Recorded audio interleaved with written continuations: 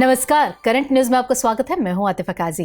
इस सेगमेंट में हम उन खास और जरूरी खबरों की चर्चा करते हैं जो आपकी परीक्षा के लिहाज से बेहद अहम साबित हो सकती हैं। ये बीते हफ्ते की वो बड़ी खबरें होती हैं जिनके इर्द गिर्द आपकी परीक्षा के सवाल बनाए जा सकते हैं। तो आइए सबसे पहले हेडलाइंस पर डालते हैं नजर। कैश फॉर क्वेरी केस में सांसद महुआ मोइत्रा का नाम, गिफ्ट लेकर सवाल पूछने का लगा आरोप। एथिक्स कमेटी करेगी मामले की जांच।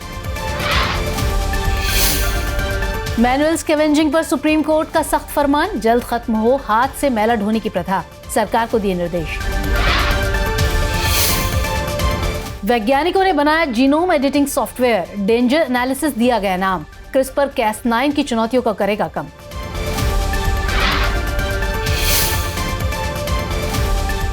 चमगादड़ों पर हुई रिसर्च, चौंकाने वाले तथ्य आए सामने, कैंसर की जटिलताओं को समझने में होगी आसानी। और हिमाचल में नजर आई पेंट ब्रश स्विफ्ट तितली, 1878 में आखिरी बार दिखी थी ये प्रजाति। लेपिडोप्टेरिस्ट फ्रेडरिक मूर ने की थी इसकी खोज।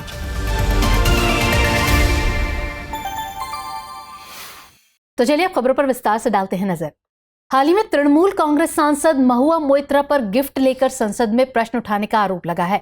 उन पर मुंबई के एक बड़े औद्योगिक समूह के कहने पर सवाल उठाने का आरोप है। इसकी गंभीरता को देखते हुए इसे जांच के लिए लोकसभा की एथिक्स कमेटी के पास भेजा गया है। हालांकि औद्योगिक समूह के सीईओ ने एथिक्स कमेटी के समक्ष अपने हलफनामे में दावा किया है कि महुआ मोइत्रा ने उन्हें अपना संसद का लॉगिन और पासवर्ड दिया था ताकि वो अपनी ओर से सीधे प्रश्नों को संसद के समक्ष उठा सकें। आपको बता दें कि संसदीय नियमों में लोकसभा और राज्यसभा दोनों के लिए एथिक्स कमेटी का प्रावधान किया गया है। लोकसभा में पहली बार एथिक्स कमेटी का गठन साल 2000 में किया गया था। इस कमेटी में लोकसभा के 15 सदस्य होते हैं। इन सदस्यों का कार्यकाल 1 वर्ष का होता है। इनकी नियुक्ति लोकसभा अध्यक्ष द्वारा की जाती है। कमेटी का कार्य लोकसभा में कार्यवाही के दौरान किसी सदस्य द्वारा किए गए अनैतिक आचरण के संबंध में दर्ज शिकायतों की सुनवाई करना है। हालांकि ये वैसी शिकायतों की जांच करती है जिन्हें लोकसभा अध्यक्ष द्वारा संज्ञान में लिया जाता है।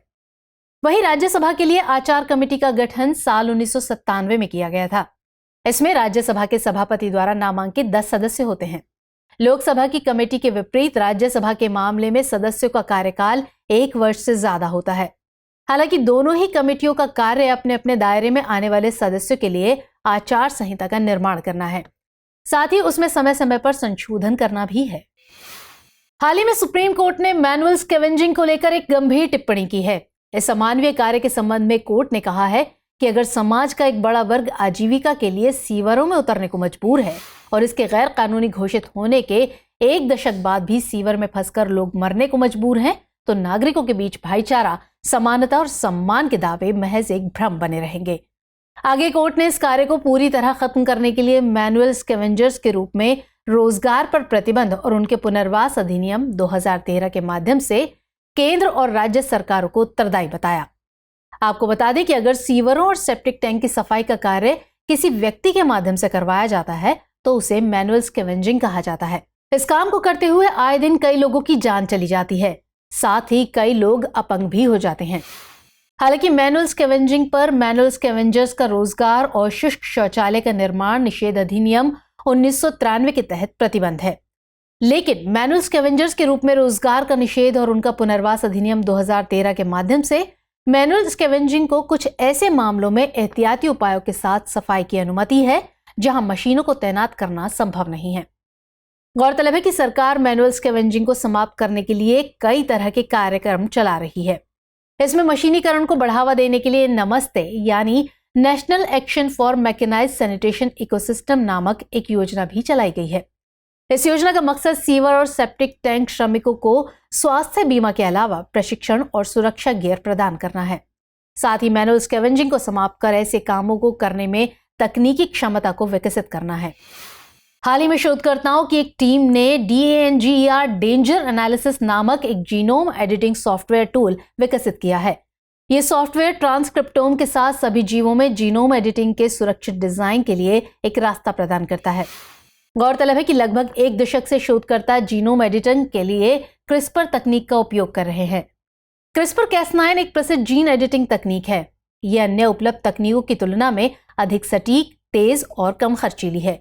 ये जीन एडिटिंग के लिए रेफरेंस जीनोम का उपयोग करती है। रेफरेंस जीनोम एक टेम्पलेट की तरह होता है जो शोधकर्ताओं को जीनोम से संबंधित सामान्य जानकारी प्रदान करता है।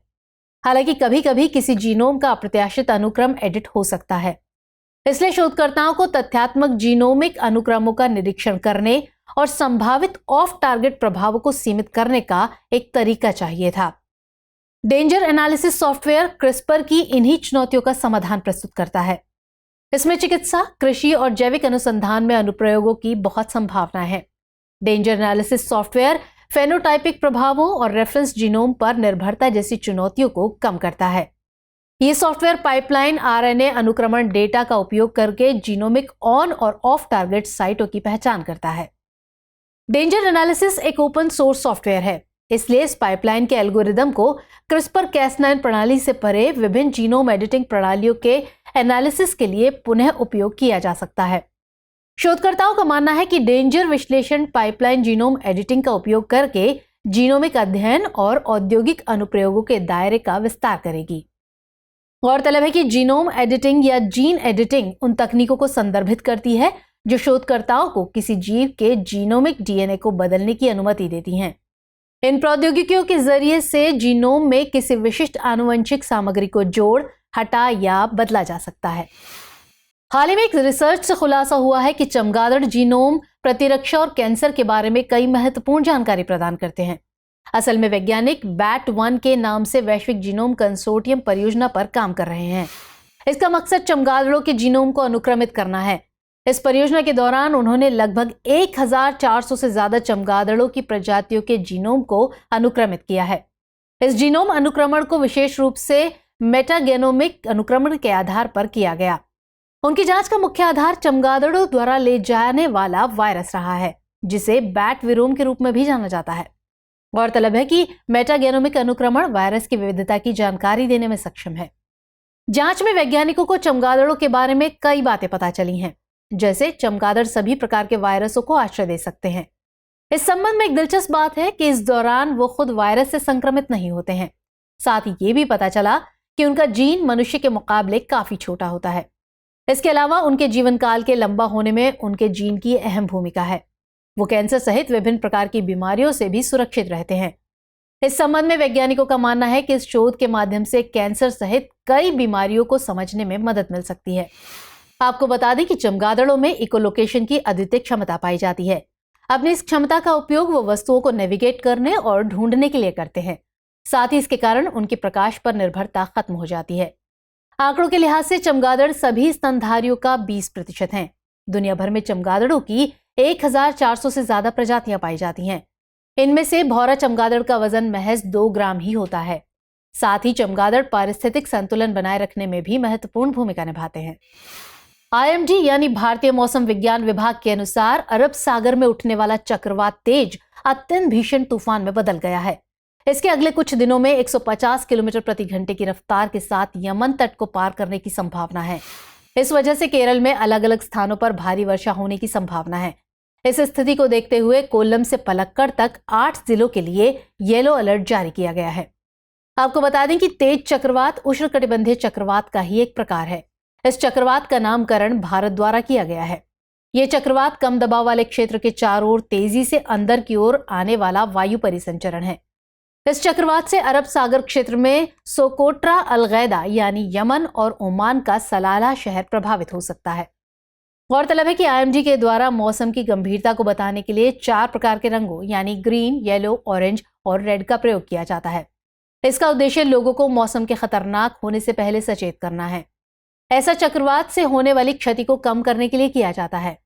ग्रीन अलर्ट में किसी भी तरह की चेतावनी जारी नहीं की जाती है। येलो अलर्ट मौसम की खराब स्थिति के बारे में सचेत करता है। इससे किसी भी प्रकार का तात्कालिक नुकसान देखने को नहीं मिलता है। वहीं ऑरेंज अलर्ट मौसम की बेहद खराब स्थिति को बताता है। इस स्थिति में यातायात मार्गों में व्यवधान देखने को मिल सकता है। जबकि रेड अलर्ट तब जारी किया जाता है जब मौसम की स्थिति काफी गंभीर हो जाती है और इसके द्वारा भारी मात्रा में नुकसान होने की आशंका होती है। हाल ही में तितली की एक प्रजाति पेंट ब्रश स्विफ्ट को हिमाचल प्रदेश के चंबा जिले में पहली बार देखा गया है। इसके बाद यहां इसका पहली बार दस्तावेजीकरण किया गया है। इससे पहले इसे हिमाचल प्रदेश में अंतिम बार साल 1878 में देखा गया था। इसके बारे में सबसे पहले लेपिडोप्टेरिस्ट फ्रेडरिक मूर ने 145 साल पहले बताया था। आपको बता दें कि भारत में पाई जाने वाली तितली प्रजातियों की कुल संख्या की लगभग 25% प्रजातियां हिमाचल प्रदेश में पाई जाती हैं। हालिया देखी गई प्रजाति की खोज जंगली भट्टियाट परियोजना के तहत किए गए एक क्षेत्रीय सर्वेक्षण के दौरान हुई है। इस परियोजना की शुरुआत डलहौजी वन प्रभाग के भट्टियाट वन रेंज या श्रेणी द्वारा की गई थी। इसके तहत वन विभाग ने अब तक 120 तितली प्रजातियों का दस्तावेजीकरण किया है। इनमें एनोमलस नवाब, ब्लैंक स्विफ्ट, टेल्ड जे और सायरन जैसी कुछ असामान्य प्रजातियां शामिल हैं। गौरतलब है कि पेंट ब्रश स्विफ्ट तितली हेस्पेरिडे परिवार से संबंधित है। ये प्रजाति पूर्वोत्तर, मध्य और दक्षिण भारत में पाई जाती है, जबकि उत्तराखंड में ये दुर्लभ रूप से पाई जाती है। इसकी पहचान ऊपरी 4 विंग सेल में 2 अलग अलग स्थानों के आधार पर की जाती है। इनमें से ब्लैंक स्विफ्ट संबंधी प्रजातियों में कोई कोशिका धब्बा नहीं होता है, जबकि 8 की आकृति वाली स्विफ्ट में 2 संयुक्त कोशिका धब्बे हैं। इस प्रजाति के लार्वा बांस और कुछ अन्य घास प्रजातियों को खाते हैं। ये प्रजाति जंगली मेजबान और अमृत पौधों पर निर्भर रहती है। इससे वो अपने पर्यावरण परिवर्तनों के प्रति विशेष रूप से संवेदनशील हो जाती हैं। ये प्रजातियां भारत में वन्यजीव संरक्षण अधिनियम 1972 की अनुसूची 4 के तहत कानूनी रूप से संरक्षित हैं। जानकारों की माने तो हाल के दिनों में तितली की आबादी में गिरावट देखने को मिल रही है। कीटनाशकों के उपयोग में वृद्धि, वनों की कटाई और जलवायु परिवर्तन के कारण इनके निवास स्थल में कमी हो रही है। साथ ही लार्वा मेजबान पौधों की कमी से भी इनकी संख्या में कमी देखने को मिल रही है। इस स्थिति को देखते हुए एक शोध में इनके संरक्षण पर बल दिया गया है। इसके लिए तितली पार्क और संरक्षण रिजर्व, तितली पालन और प्रजनन केंद्र स्थापित करने की सलाह दी गई है। साथ ही तितली प्रजातियों की रक्षा के लिए जागरूकता और सामुदायिक भागीदारी पैदा करने के महत्व पर भी जोर दिया गया है। हाल ही में एक अध्ययन में पाया गया कि वन हानि में अनुमान से 3 गुना अधिक वृद्धि हो सकती है।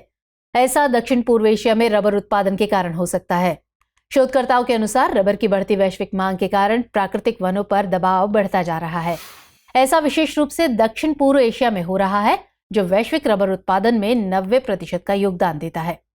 गौरतलब है कि साल 1993 के बाद से रबर के बागानों के कारण 4 मिलियन हेक्टेयर से ज्यादा जंगल नष्ट हो गए हैं। इनमें से 2/3 क्षेत्र इंडोनेशिया, थाईलैंड और मलेशिया में है। हालांकि सोया और पाम तेल जैसी वस्तुओं की अपेक्षा रबर उत्पादन वनों की कटाई पर कम प्रभाव डालता है। वर्तमान में 14 मिलियन हेक्टेयर से ज्यादा भूमि रबर के लिए समर्पित है, जबकि साल 2020 में करीब 10 मिलियन हेक्टेयर थी। इस विस्तार को पर्यावरण के लिए हानिकारक माना जा रहा है। इसकी खेती से जंगल तो सिमट ही रहे हैं, साथ ही वहां की स्थानीय पारिस्थितिकी पर भी नकारात्मक प्रभाव देखने को मिल रहा है। आपको बता दें कि रबर की फसल के लिए अच्छी जल निकासी प्रणाली की आवश्यकता होती है। इन पेड़ों की वृद्धि के लिए लेटेराइट जलोढ़ तलछटी और गैर लेटेराइट लाल मिट्टी सबसे उपयुक्त मानी जाती है। इसके लिए 200 सेंटीमीटर से अधिक वर्षा और 50 डिग्री सेल्सियस से अधिक तापमान की जरूरत होती है। गौरतलब है कि रबर उत्पादन के क्षेत्र में भारत का 4था स्थान है। रबर का प्रयोग ऑटोमोबाइल, टायर, ट्यूब, लेटेक्स उत्पादों जैसे कैथेटर, दस्ताने और विनिर्माण उद्योग में होने से इसकी वैश्विक मांग बढ़ती जा रही है। अध्ययन में बताया गया है कि वन हानि की स्थिति को देखते हुए यूरोपीय संघ द्वारा अगले साल के अंत तक एक कानून लागू किया जा सकता है। इससे आयातकों को वन हानि में योगदान देने वाली वस्तुओं को खरीदने से रोके जाने की उम्मीद है। कानून को मुख्य रूप से सोया, बीफ, पाम तेल, लकड़ी, कोको, कॉफी और रबर पर लागू किया जा सकता है। दिल्ली में धूल से होने वाले प्रदूषण को कम करने के लिए डस्ट सप्रेसेंट्स यानी धूल दमनकारी पदार्थों का इस्तेमाल किया जाएगा। केंद्रीय पर्यावरण मंत्री गोपाल राय के मुताबिक धूल को लंबे समय तक रोके रखने के लिए डस्ट सप्रेसेंट्स पाउडर को पानी के साथ मिलाकर सड़कों पर छिड़का जाएगा। हालांकि ये पहली बार नहीं है कि इसका उपयोग राजधानी और एनसीआर के कुछ हिस्सों में किया जाएगा। गौरतलब है कि वर्ष 2019 में सीपीसीबी यानी केंद्रीय प्रदूषण नियंत्रण बोर्ड ने एनसीआर राज्यों को खुदाई की कई जगहों, कचरे के ढेर और निर्माण क्षेत्रों के आसपास की सड़कों पर धूल कम करने के लिए डस्ट सप्रेसेंट्स पाउडर का उपयोग करने का सुझाव दिया था। सीपीसीबी ने कुछ स्थानों और सड़कों पर धूल से होने वाले प्रदूषण के नियंत्रण के लिए डस्ट सप्रेसेंट्स की प्रभावशीलता का अध्ययन किया था। इससे पता चला कि धूल नियंत्रण के पारंपरिक तरीकों की अपेक्षा पानी के साथ डस्ट सप्रेसेंट्स पार्टिकल्स का उपयोग प्रदूषण के नियंत्रण में अधिक प्रभावी है। इस अध्ययन में डस्ट सप्रेसेंट्स के उपयोग से निर्माण स्थलों और सड़कों पर 6 घंटे तक धूल की सांद्रता में लगभग 30% की कमी देखी गई। गौरतलब है कि साल 2019 में दिल्ली प्रदूषण नियंत्रण समिति ने भी प्रदूषण बढ़ने पर ये निर्देश जारी किए थे कि सभी निर्माण एजेंसियां धूल को नियंत्रित करने के लिए डस्ट सप्रेसेंट का उपयोग करेंगी। साथ ही सड़क स्वामित्व वाली एजेंसियां धूल वाले स्थानों पर इसका उपयोग करेंगी। आपको बता दें कि डस्ट सप्रेसेंट्स कैल्शियम या मैग्नीशियम के लवण होते हैं जो नमी को अवशोषित कर सकते हैं। दरअसल जब इन लवणों को जल में घोलकर छिड़काव किया जाता है तो ये देर तक धूल को नम रखते हैं और इसकी वजह से धूल भारी होकर नीचे बैठ जाती है और वातावरण देर तक स्वच्छ बना रहता है। हाल ही में नेचर क्लाइमेट चेंज जर्नल में वैश्विक तटीय अनुकूलन की स्थिति पर एक अध्ययन प्रकाशित हुआ है। इसमें तटीय क्षेत्रों को मध्यम से उच्च की श्रेणी में वर्गीकृत किया गया है। भारत सहित कई देशों के विशेषज्ञों ने 61 तटीय मामलों के अध्ययनों का विश्लेषण करके स्थिति का आकलन किया है। अध्ययन में 34 शहरी और 28 ग्रामीण क्षेत्र शामिल हैं। तटीय अनुकूलन के मामले में अध्ययन में मुंबई को 39, कोंकण को 42, घोरमारा को 44 और पुरी को 47 अंक प्राप्त हुए हैं। इन क्षेत्रों को कुल स्कोर 0 से 68 तक की रेंज के बीच में दिया गया है। गौरतलब है कि तटीय अनुकूलन के तहत जलवायु परिवर्तन, समुद्र स्तर में वृद्धि और पर्यावरणीय परिवर्तनों के प्रभावों के लिए विभिन्न प्रकार की रणनीतियां बनाई जाती हैं। तटीय अनुकूलन रणनीति में सतत भूमि उपयोग, बुनियादी ढांचे का लचीलापन, प्रारंभिक चेतावनी प्रणाली, चरम मौसम की घटनाओं के प्रति लचीलापन आदि शामिल हैं। आपको बता दें कि विशेषज्ञों ने 61 वैश्विक तटीय अनुकूलन की स्थिति का आकलन करने के लिए 4 श्रेणियां बनाई थी। इसमें अपेक्षाकृत ज्यादा आबादी और संपत्ति घनत्व वाले शहरी क्षेत्र को A1 श्रेणी में और अपेक्षाकृत कम आबादी तथा संपत्ति घनत्व वाले शहरी क्षेत्र या मध्यम आकार के शहर को A2 श्रेणी में शामिल किया गया था। जबकि उच्च मूल्य वाली आर्थिक गतिविधियों वाले ग्रामीण क्षेत्र जैसे कृषि या पर्यटन को A3 श्रेणी में और सांस्कृतिक या प्राकृतिक सुविधाओं वाले ग्रामीण क्षेत्र को A4 श्रेणी में रखा था। इसी आधार पर मुंबई A1 श्रेणी, पुरी A2, कोंकण A3 और घोरमारा को A4 श्रेणी में रखा गया। अध्ययन से पता चला कि घोरमारा और कोंकण क्षेत्र में अनुकूलन योजनाओं की कमी थी। साथ ही मुंबई की मौजूदा जलवायु कार्य योजना जोखिमों का सटीक आकलन नहीं करती थी, जबकि पुरी के पास कार्य योजनाएं तो थीं, लेकिन वहां अनुकूलन रणनीतियों का अभाव था। हाल ही में केंद्रीय गृह मंत्री अमित शाह ने गुजरात के गांधीनगर में देश के पहले नैनो DAP संयंत्र का उद्घाटन किया है। अमित शाह के मुताबिक आने वाले दिनों में नैनो टेक्नोलॉजी कृषि क्षेत्र में गेम चेंजर साबित होगी। इस नैनो लिक्विड डैप संयंत्र को इफ्को द्वारा 300 करोड़ रुपए की लागत से गुजरात के कलोल में स्थापित किया गया है। इस संयंत्र को आत्मनिर्भर भारत दृष्टिकोण के अनुरूप विकसित किया गया है। उम्मीद लगाई जा रही है कि इस संयंत्र से DAP के आयात में उल्लेखनीय कमी आएगी। ये संयंत्र 25 टन डैप के बराबर 5 करोड़ बोतल नैनो डैप लिक्विड का उत्पादन करने में सक्षम है। गौरतलब है कि ठोस DAP और यूरिया के उलट तरल नैनो DAP मिट्टी में पोषक तत्वों को प्रभावित नहीं करता है। साथ ही इसमें कोई हानिकारक धातु कण भी नहीं होते हैं। पारंपरिक DAP की तुलना में नैनो लिक्विड DAP सस्ता भी है।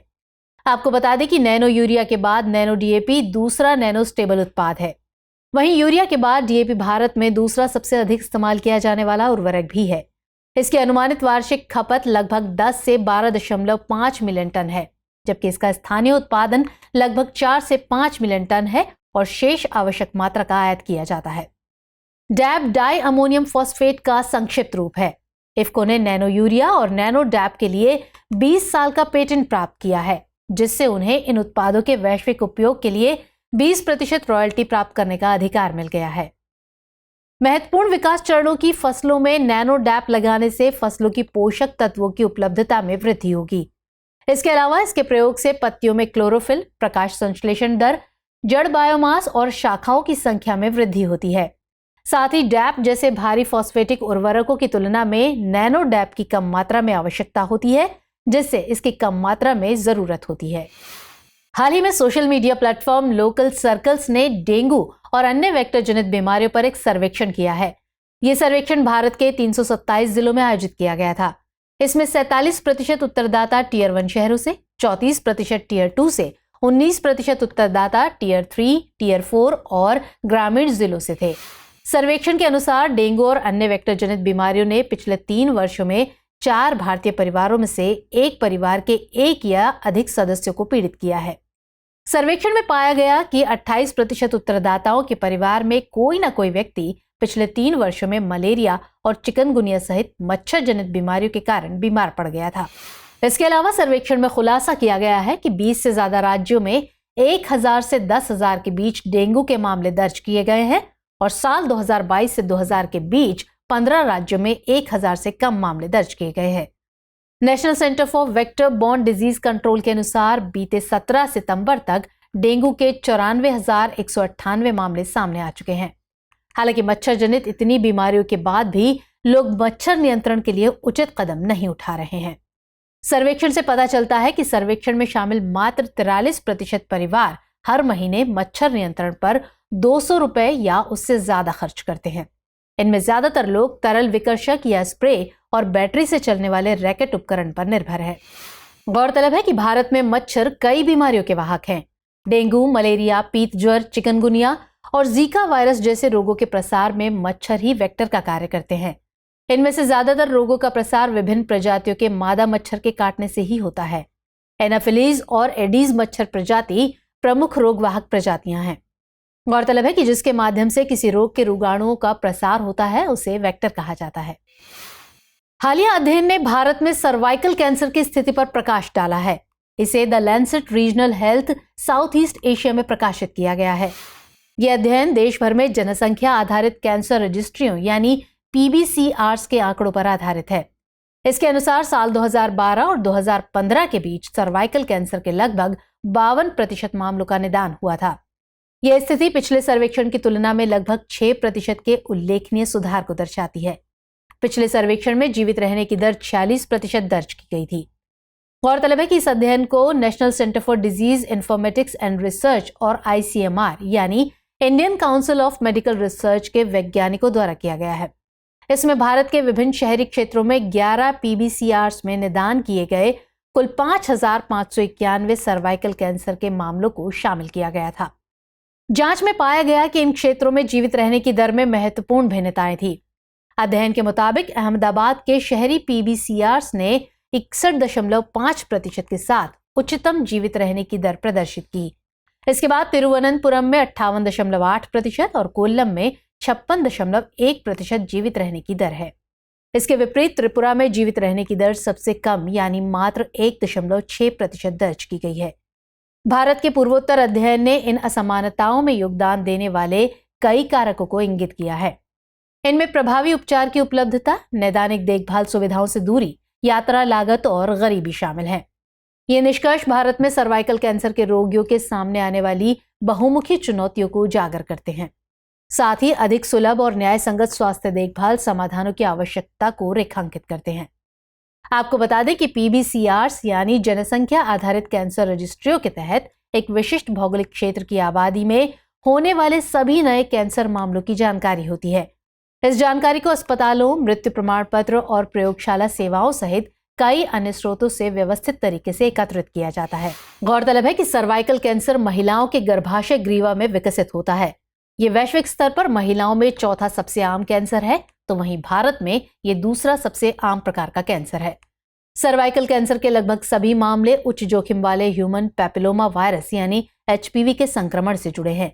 ये यौन संपर्क के माध्यम से फैलने वाला एक बेहद आम वायरस है। भारतीय खाद्य सुरक्षा और मानक प्राधिकरण यानी FSSAI ने दृष्टिबाधित व्यक्तियों के लिए एक महत्वपूर्ण सिफारिश जारी की है। इसमें दृष्टिबाधित लोगों की मदद के लिए खाद्य उत्पाद लेबल पर QR कोड लगाने की बात कही गई है। इसका उद्देश्य दृष्टिबाधित व्यक्तियों सहित सभी उपभोक्ताओं तक सुरक्षित भोजन की पहुंच सुनिश्चित करना है, जो कि नागरिकों का मौलिक अधिकार है। FSSAI की सिफारिश विकलांग व्यक्तियों के अधिकार अधिनियम 2016 के अनुरूप है। यह अधिनियम विकलांग व्यक्तियों के लिए पहुंच और स्वास्थ्य को बढ़ावा देने पर जोर देता है। खाद्य सामग्री के अलावा दवाओं पर भी QR कोड को शामिल किया जाएगा। दृष्टिबाधित लोगों के गलत दवाओं के लेने के कारण उनमें कई तरह की स्वास्थ्य समस्याएं हो जाती हैं। QR कोड को नियोजित करने से दवा संबंधी त्रुटियों, गलत खुराक, अनपेक्षित दवा और दुष्प्रभावों को कम किया जा सकता है। दरअसल QR कोड एक प्रकार का बारकोड है जो जानकारी, URL और डेटा को संग्रहित कर सकता है। इसे क्विक रिस्पॉन्स कोड के रूप में भी जाना जाता है। गौरतलब है कि FSSAI के खाद्य सुरक्षा और मानक लेबलिंग और प्रदर्शन विनियम 2020 में खाद्य लेबल संबंधी जानकारी शामिल है। इसमें उत्पाद का नाम, पोषण तथ्य, शाकाहारी या मांसाहारी संकेतक, एलर्जी चेतावनियां जैसी कई अन्य जानकारियां शामिल हैं। ये जानकारियां उपभोक्ताओं को उचित विकल्प चुनने में सशक्त बनाती हैं। आपको बता दें कि भारतीय खाद्य सुरक्षा और मानक प्राधिकरण एक स्वायत्त वैधानिक निकाय है। इसे खाद्य सुरक्षा और मानक अधिनियम 2006 के तहत स्थापित किया गया था। इसका मुख्यालय दिल्ली में स्थित है। ये खाद्य सुरक्षा के मानक और दिशा निर्देश तय करने के लिए नियम बनाता है। साथ ही खाद्य व्यवसायों के लिए खाद्य सुरक्षा लाइसेंस और प्रमाणन प्रदान करता है। तो खबरों के बाद अब बुलेटिन से जुड़े 5 सवालों पर डालते हैं एक नजर। इस बुलेटिन पर आधारित 5 प्रश्न इस प्रकार हैं। पहला प्रश्न, संसदीय एथिक्स कमेटी के संदर्भ में निम्नलिखित कथनों पर विचार कीजिए। पहला कथन, इसका गठन वर्ष 2002 में किया गया था। दूसरा कथन, इसमें लोकसभा तथा राज्यसभा के 15-15 सदस्य शामिल होते हैं। कथन 3, इसके सदस्यों की नियुक्ति लोकसभा के अध्यक्ष द्वारा की जाती है। और चौथा कथन, इसका कार्य सदस्य द्वारा किए गए अनैतिक आचरण की जांच करना है। आपको बताना है कि इनमें से कितने कथन सही हैं। केवल 1, केवल 2, सभी 4 या फिर कोई भी नहीं। अगला प्रश्न, क्रिस्पर-कैस9 के संदर्भ में निम्नलिखित कथनों पर विचार कीजिए। कथन 1, ये एक प्रसिद्ध जीन एडिटिंग तकनीक है। कथन 2, ये जीन एडिटिंग के लिए रेफरेंस जीनोम का उपयोग करती है। और कथन 3, ये तकनीक अन्य उपलब्ध तकनीकों की तुलना में अधिक सटीक, तेज और कम खर्चीली है। आपको बताना है कि इनमें से कितने कथन सही हैं। केवल 1, केवल 2, सभी 3 या फिर कोई भी नहीं। चलिए आगे बढ़ते हैं। BAT1K के संदर्भ में निम्नलिखित कथनों पर विचार कीजिए। पहला कथन, ये एक वैश्विक जीनोम कंसोर्टियम परियोजना है। कथन 2, इसके तहत 4 श्रेणियां बनाई गई हैं।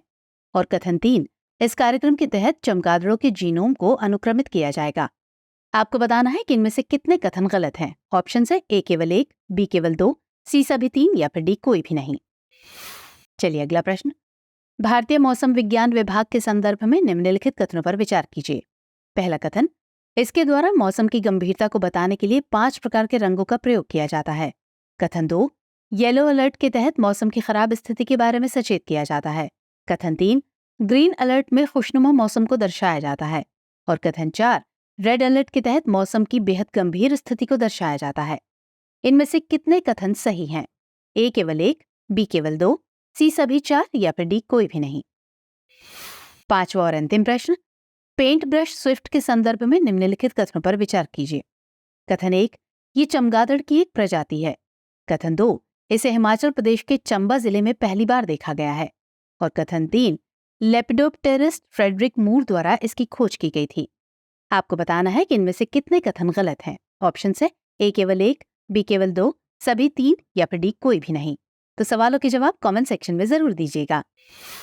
तो फिलहाल इस बुलेटिन में इतना ही। खबरों को विस्तार से पढ़ने के लिए विजिट करें www.drishtiis.com पर।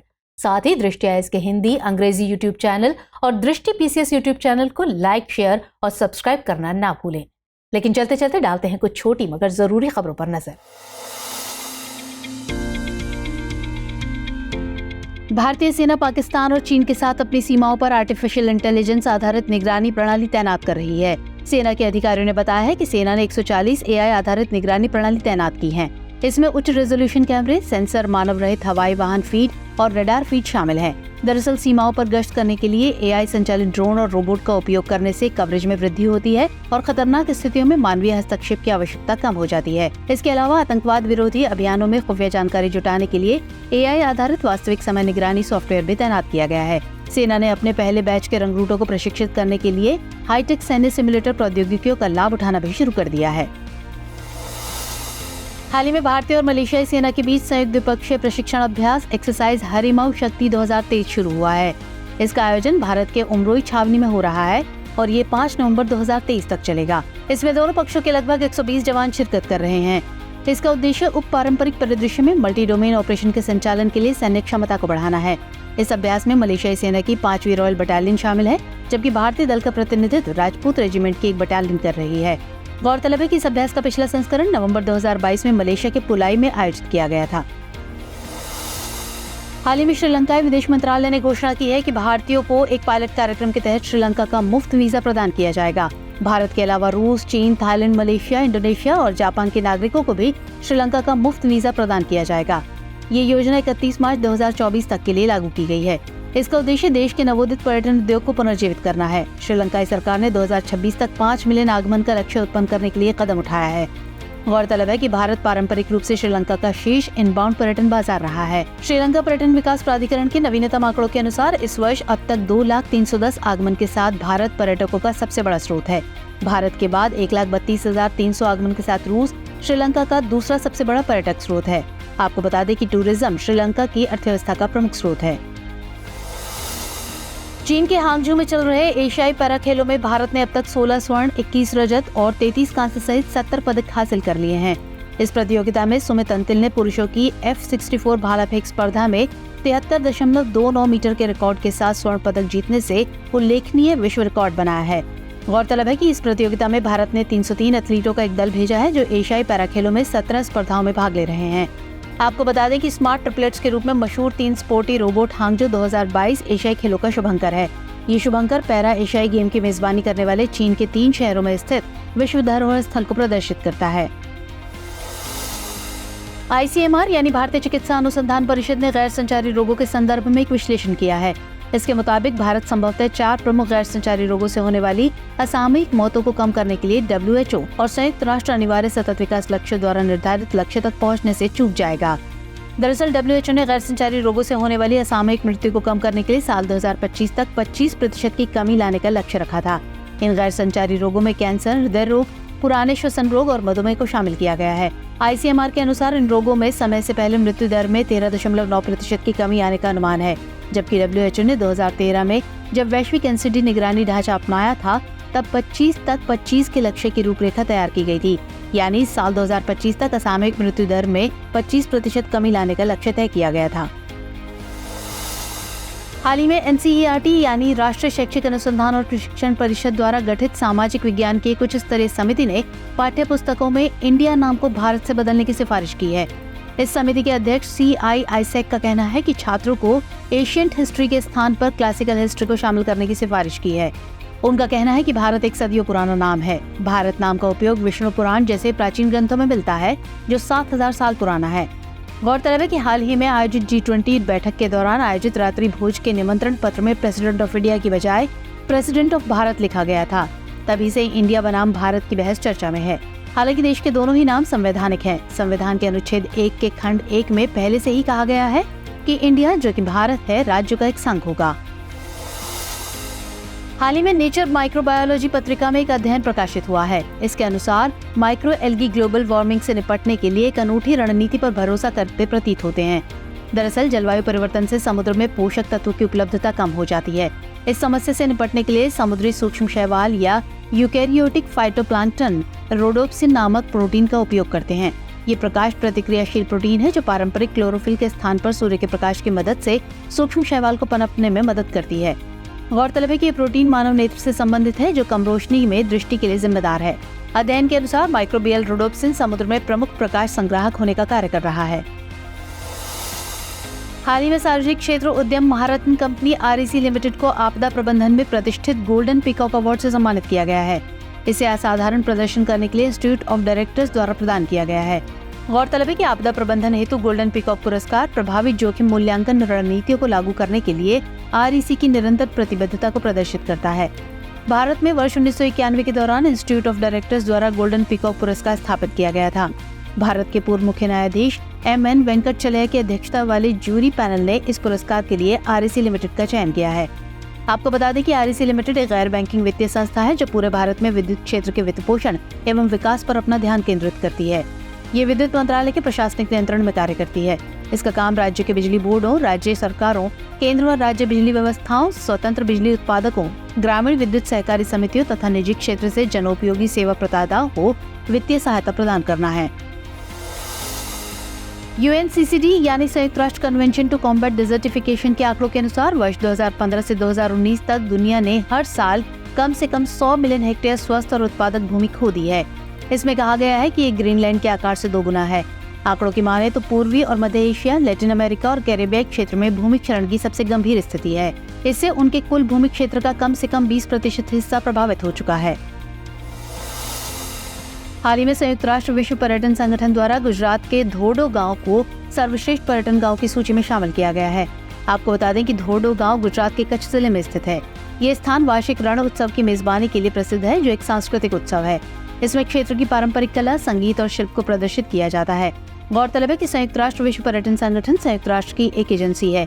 ये सतत विकास के लिए पर्यटन को बढ़ावा देने के लिए काम करती है। इसके द्वारा गाँव का मूल्यांकन 9 प्रमुख क्षेत्रों के आधार पर किया जाता है। इनमें सांस्कृतिक और प्राकृतिक संसाधन के अलावा सांस्कृतिक संसाधनों का प्रचार और संरक्षण शामिल है।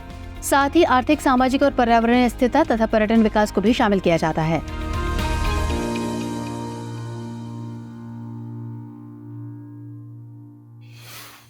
हमारी टीम कोशिश करती है कि आपको दी गई खबरों में एक भी गलती ना हो, लेकिन यदि किसी सोर्स या ह्यूमन एरर की वजह से ऐसी गलती हो जाती है तो इस वीडियो के कमेंट बॉक्स में उस गलती को सुधार कर पिन कर दिया जाता है। यह आपको कमेंट बॉक्स में सबसे ऊपर दिखाई देता है।